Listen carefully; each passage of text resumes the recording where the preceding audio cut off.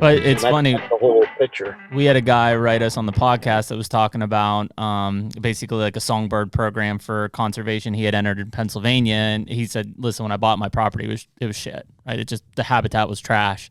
I entered into this warbler project, which most people would look at it from a deer standpoint and be like, what the hell are you doing?" He's like, but in 4 or 5 years from now, with the co-op monies they're giving me and the plan that I'm in, I'm going to have phenomenal deer hunting because of the early successional stuff that they're doing and the edge that they're creating and things like that. And so it's one of those things that, again, you know, maybe we even get funneled into this group of, we think deer so much that if you start to think more early successional, whether it's rabbits or pheasants or whatever, the fact is you're creating great deer habitat at the same time.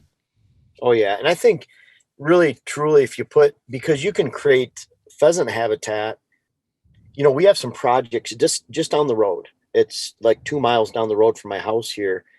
They've worked on pheasant habitat for decades. And I know the person, our mail lady around here, they actually supplied their pheasants. They've transplanted thousands of pheasants, and I don't even know if there's any alive. And what it is they end up putting a lot of pollinator mixes with grasses. It's kind of like a dual mix, and they have hundreds of acres planted down here, and all lays down during the wintertime. Yeah. So there's an example of you're putting pheasant habitat in that's not even helping pheasants, but because of the lack of cover, you don't get whitetail habitat either. Yeah, there's no structure. Yeah, and so that structure, whether it's the briars, regeneration, shrubs, and especially the switchgrass around here, it'll give that cover that they need all winter long. Mm-hmm. I'm curious. And so that in turn is, you know, actually rabbits. It's almost like rabbit cover. If you have good rabbit cover, it's hard not to have good whitetail cover. Yeah, agree. I'm curious, Jeff, about the switchgrass strategy. Like, and I know you're a big proponent of switchgrass. Somebody who we talked to about that is Dr. Craig Harper. Do you know who that is? Yep. He's out of what is he? Missouri, Tennessee State. And I was talking to him about some of our, you know, pasture situations. It's like, man, I've got all this ground that's, you know, useless, or, you know, maybe it's in cool season grass that lays over in the winter and stuff. And I was like, man, what should I do? I was like, should I plant something? He's like, no, let me stop you right there. He's like, you just need to kill it and let it go. He's like, whatever grows there in the natural seed bed, he's like, that's the best thing for it. And I think he alluded to some studies regarding other things that were planted in comparison to things that were just left go. And like, it was his opinion, I guess, that ultimately the native seedbed and what that yielded was like the best case result. Yeah. And the problem with that, it takes about 25 years. And so 25 years, the fields that I hunt in Wisconsin right now, they farmed in the 50s, and most of it's goldenrod. And so because of how much they stripped the soil, you could have said, well, we let it go from the 50s. And that's a case where 70 years now it's worthless. And so out there, we have about 3 acres of switchgrass planted. That's the only thing that actually holds pheasants or rabbits or gives deer cover. So it really depends on the soil, for one thing, how much it's been farmed, how much it's been chemically controlled, plowed, tilled, what's going to be in the soil, what rootstock's been destroyed, what's still there. Yeah.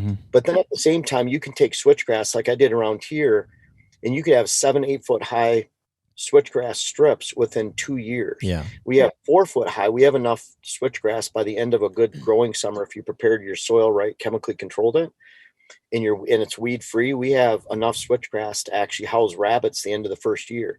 So if you just let it go, like one thing driving by, if you look out there for deer cover, it takes a long time to fill in. Let's say you're looking at a 40-acre piece, for deer to actually be able to hold in that cover when you drive by on the road. And actually you look out there, and for them to actually hold there and have enough cover, whether it's gray dogwood pockets, whatever comes in.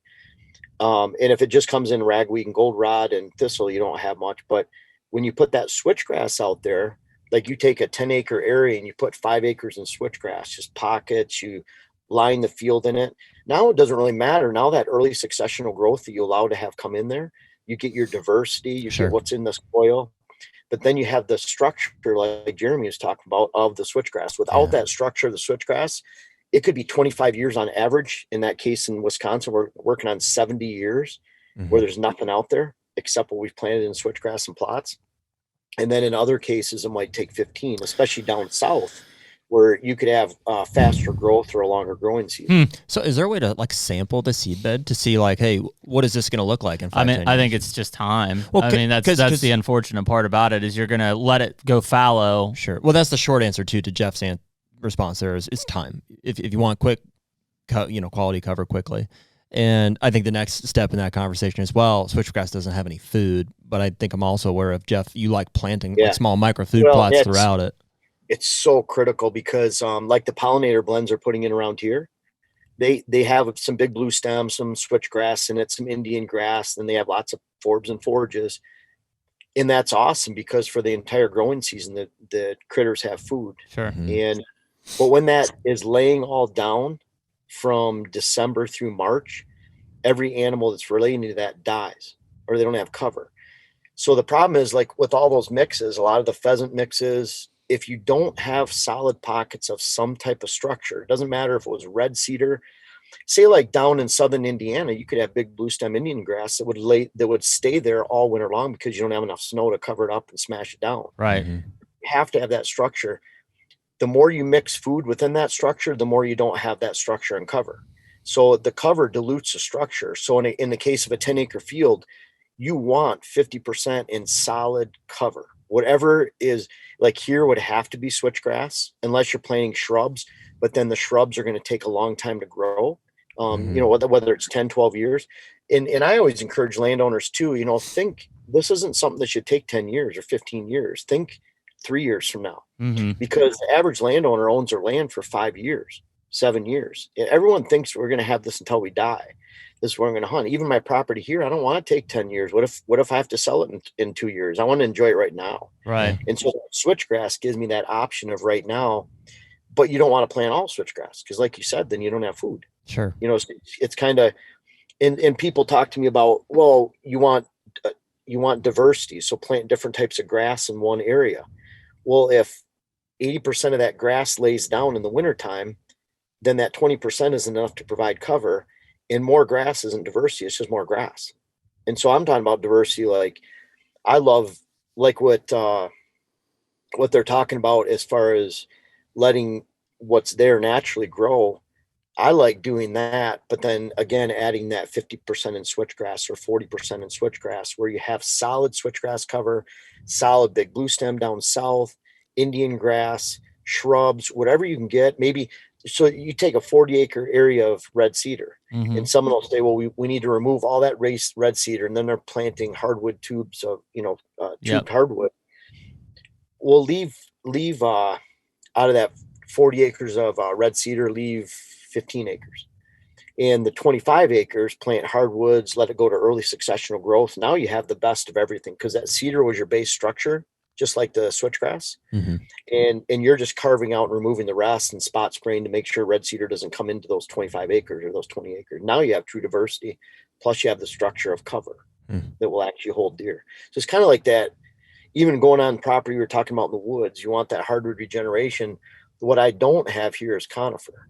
And so just talking about that, getting white spruce, white pine. And once you cut those pockets, then you can stab those back in those cuttings and they'll be protected and caged from deer. But those both in white spruce, white pine, they're both shade tolerant. So then I don't care if they're only 5 feet tall in 15 years. At least there's something side cover. You got some thermal cover there too? Yeah. Yep. So it's kind of like you're just taking what you have and you need that base cover always. So that switchgrass is immediate.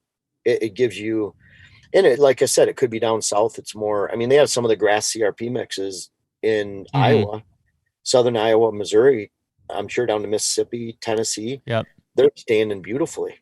And they'll stand there. It'll give cover all winter long. So if you're trying to, you said like 50% would be in switchgrass. Is that you're just seeding at half the rate and letting the seed bed take over the rest, or you're planting in addition? You want it solid so that it provides that cover that it can provide. So you want it solid, meaning that so literally if you had 10-acre field, 4 or 5 acres would be switchgrass. That would be the surrounding area of the field so you can't see in. And then pockets, lines, however you want to disperse it on the inside, but it'd be solid switchgrass. And then the rest you could just do nothing with. What I would advise in the rest of it though is to treat it with a grass specific herbicide, because in a lot of areas, especially the north half of the country, if it's not switchgrass, it's not providing cover during the winter. It's not food either way. Sure. Yeah. So whatever grass is coming in, it's not good grass. Yeah. Yep. No, that makes sense. Jeff, when you look at like a hardwood situation, let's say you've got a property that's got a little bit of tillable on it, but it's primarily wooded and obviously working on the TSI side, do you see using switchgrass still on those tillable areas, or is planted food become more of a critical factor there? Only and that's kind of here, like I said, we have, let's just say 35 acres of open and 210 of woods. So our open area is at a premium, but we're putting those switchgrass lines in there. Okay. Now, if someone had a 40 acre wood lot and they only had, like over in Wisconsin where I'm at, we only have, because of it's so steep. Yeah. And we only have room for about 2.25 acres of food plot. And then I was able to kill and broadcast, and some we machine planted, some we frost seeded switchgrass, but we got it established, and that would be, let's say 3 acres of switchgrass, but we couldn't plant food plots there. And that gives us lines, and a lot of that's just 6-foot edging around our food plot. So we're not taking up a lot of space. Gotcha. It's and so almost like a feathered edge there. Yes. Yeah. It's more a screening edge, so the deer feel comfortable out in those food plots and they can't look out and see. We can look down to them, depending on where we're at. Yep. But and then we have some pockets of switchgrass that were not good locations, say for access areas. Mm-hmm. We have a beautiful top where we could plant an acre food plot, but we have to walk by it. Yeah. So we can't plant a food plot there. So it was one flat spot. We could put some switchgrass, and that helps pheasants, rabbits, and it helps our access better then. And are you looking at, I guess, because if I'm looking at some of my hardwood areas that I could plant, I could probably put a 1/2 acre kill plot there. But if I could go in and cut trees and open the area up just so it has more canopy opening, are you saying that you could go in there and just literally seed switchgrass in an area that maybe wouldn't be as favorable for a food plot just to build some of that cover into that spot? Now, I don't advise putting it in the woods, just because once it gets shaded out, it's killed. It's dead. Yeah. So I look at conifer is not that much different than switchgrass.